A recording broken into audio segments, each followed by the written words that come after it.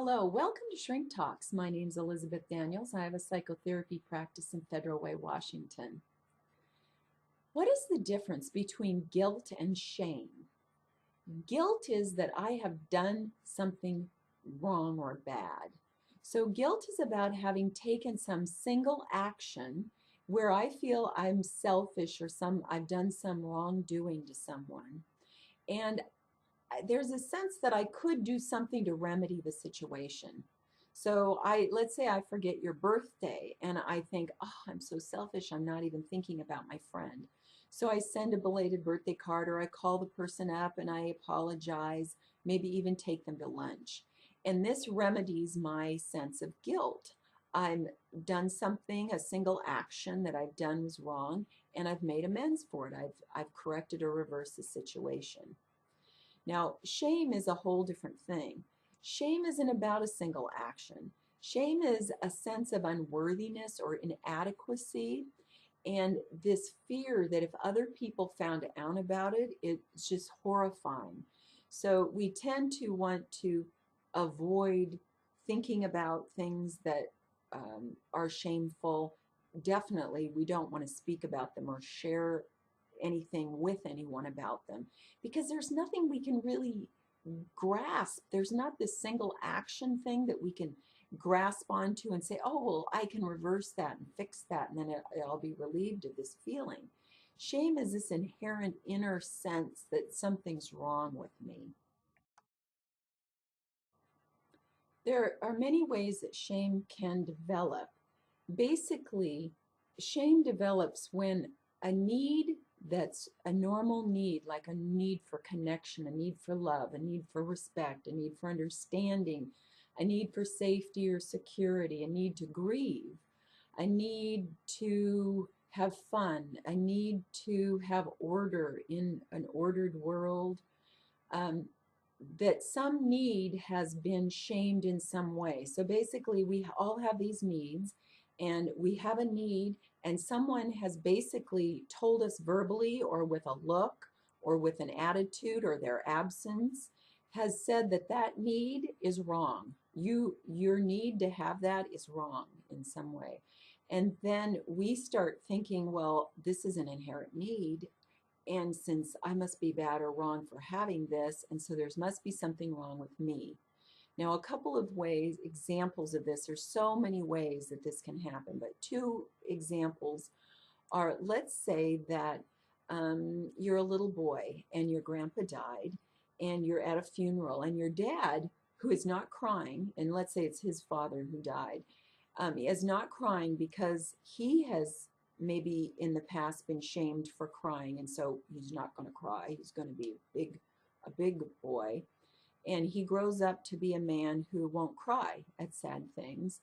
And he comes over, sees his little son crying, and says, you know, son, let's buck it up, you know, and let's be strong here and wipe those tears away. Now, the father could be feeling like he's doing a good job helping the child feel better because he doesn't want to see the child crying. And so the child's sensing that, you know, I feel bad now for feeling sad, and maybe feeling sad is bad in some way.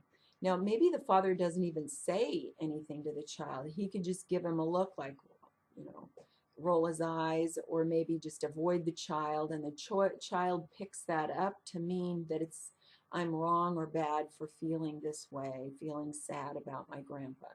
So here's a need to grieve and a need to feel sad and feel emotions that are coming up, if that's what we're feeling.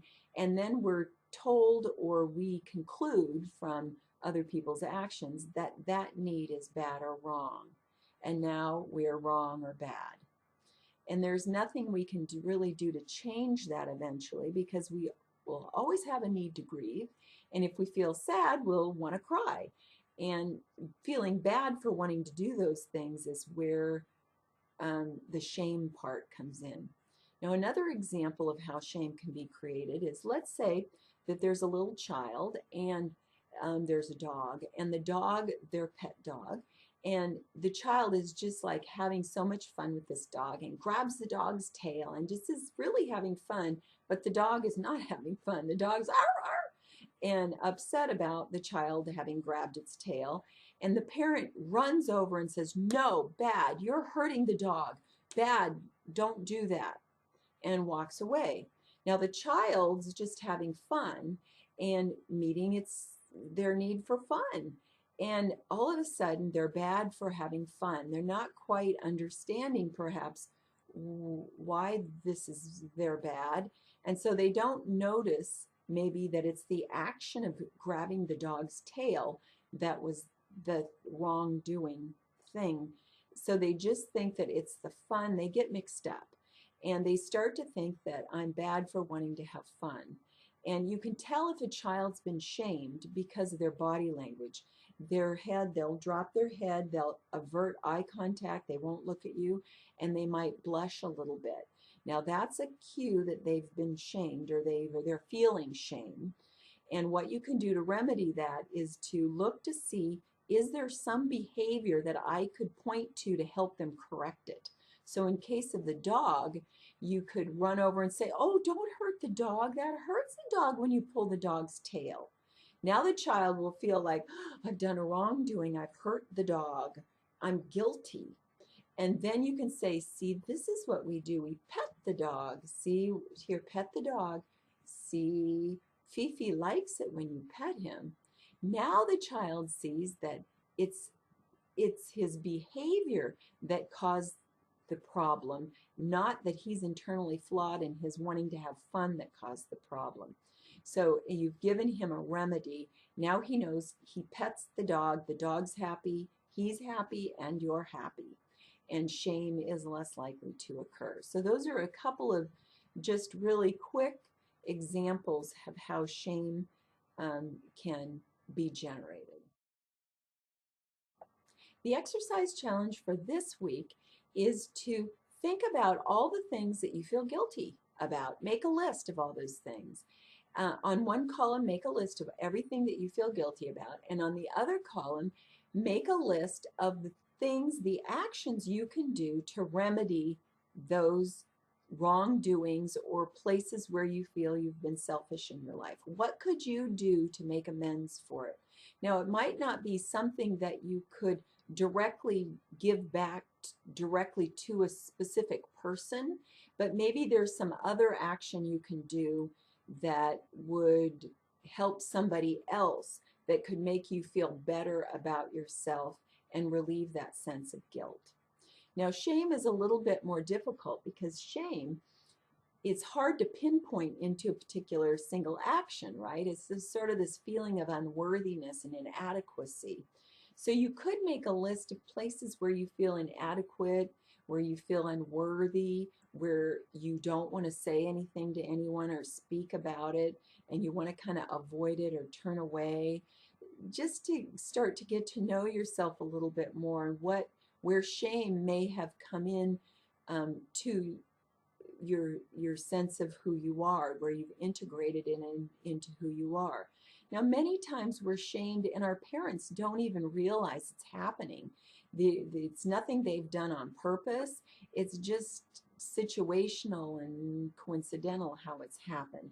So you might not be able to really place any particular actions that happened to you that shamed you.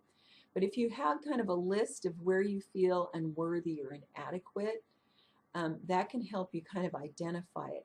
Shame's a little bit more difficult to work with on your own, but you can look in the library or online on how to relieve shame or how to work with shame. Also looking for a good therapist that you feel safe emotionally with and connected to, because with shame, you're going to have to express things that you don't want to discuss with anyone, perhaps. So you'll want to be able to feel safe in that environment. So take a look at guilt and shame and liberate your mind one thought at a time. See you next time. Bye.